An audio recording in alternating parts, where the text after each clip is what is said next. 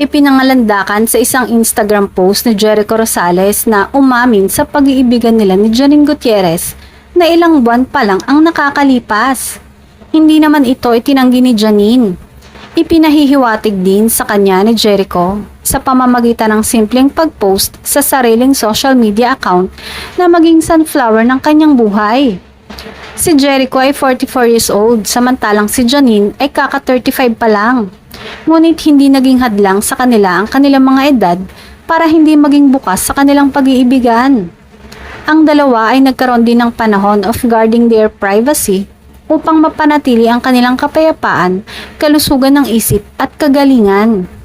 Hindi naman lingid sa kaalaman ni Janine na hiwalay na si Jericho sa kanyang asawa na si Kim Jones sa loob ng 5 taon. Ngunit kamakailan lamang nila ito ipinaalam sa publiko. At pagkatapos ay nakilala ni Jericho ang palaging masiyahin at magiliw na si Janine Gutierrez na sa una ay iniwasan niyang makipag-date dahil sa pag-aakalang bata pa ang aktres at masyadong magkalayo ang kanilang edad. Umaasa tayong lahat na ang pagiging bukas ni na Jericho at Janine ay humantong sa isang kamanghamanghang pag-iibigan sa buong buhay.